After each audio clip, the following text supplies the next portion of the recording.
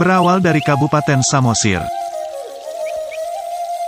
di mana saat itu terjadi perekonomian yang cukup memprihatinkan pada satu periode terjadi di wilayah Samosir dan tidak terhindarkan. Sehingga bermunculanlah kemudian permasalahan di tengah-tengah perkumpulan marga Simbolon di Samosir. Inilah yang menyebabkan Tuan Simbolon dan Tuan Sel bertekad untuk menghindari konflik lebih lanjut dengan merantau ke negeri orang. Maka kedua bersaudara itu pun berangkat ke arah Humbang. Dengan bentang alam perbukitan dan keterbatasan transportasi yang ada, satu-satunya pilihan adalah menempuh perjalanan yang cukup jauh dengan berjalan kaki dan bekal makanan dan minuman seadanya. Ketika mereka sampai di daerah perbukitan yang berbatasan dengan Pakat, mereka beristirahat sebentar melepas lelah.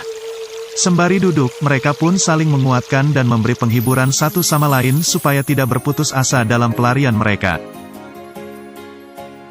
Kemudian, di tempat inilah yang menjadi perpisahan kedua bersaudara ini, di mana Tuan Simbolon merintis kampung halamannya sendiri dengan memulai adat, bahasa dan tradisi yang akan ia teruskan ke semua keturunannya.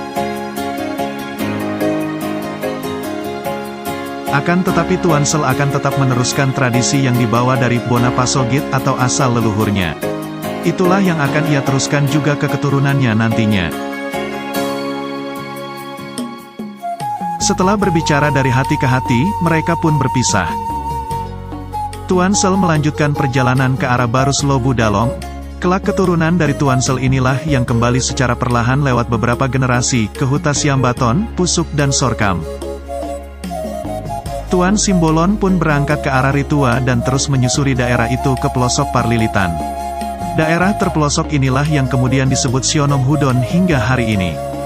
Keturunan dari Tuan Simbolon yang mendiami daerah Sionom Hudon inilah yang kemudian mengenakan marga Tinambunan, Tumanggor, Maharaja, Turutan, Pinayungan dan Nahampun. Ada juga seorang putri yang bernama Bintang Maria yang kemudian menikah dengan Ompu Parultap Nainggolan.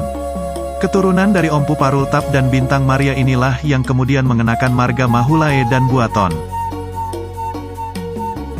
Sionom Hudon yang kemudian dikenal dalam bahasa Dairi, biasa juga disebut dengan Si Enem Kodin.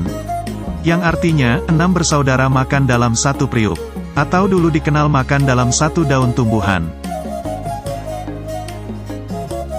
Sionom Hudon pada zaman Belanda, masuk dalam Kresidenan Tapanuli dengan ibu kota Sibolga, distrik Barus Hulu atau Boven Barus. Wilayah ini diklaim tanah keturunan Tuan Nahodaraja atau keturunan Tuan Simbolon, yang disebut sekarang Sionom Hudon yang ditempati 6 kelompok marga sekarang.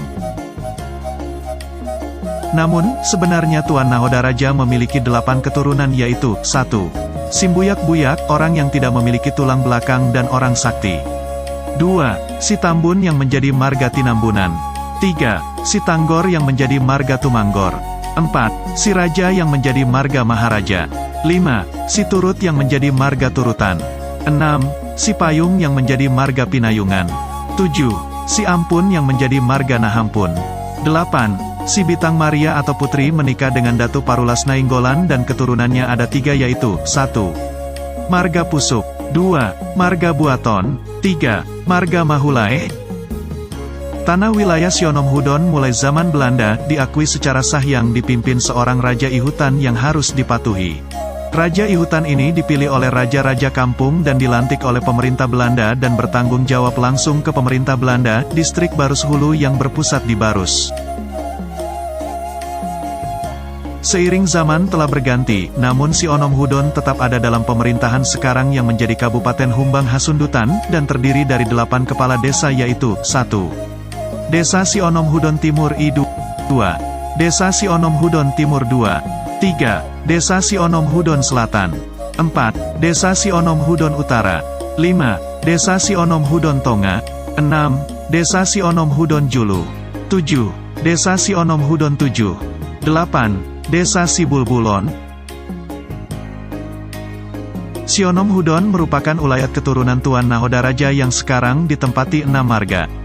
Dan pada Putri Bintang Maria yang suaminya Datu Parulas Nainggolan diberikan wilayah yang sekarang bernama Pusuk.